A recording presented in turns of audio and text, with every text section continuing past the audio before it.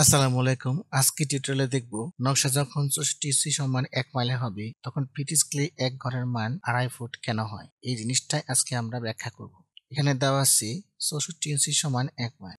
তাহলে লিখি 64 ইঞ্চি সমান 1 মাইল বা 64 ইঞ্চি সমান 1760 গজ। এই গজকে এখন আমরা ফুটে নিব বা 64 ইঞ্চি সমান 1760 গজ পূরণ 3 ফুট।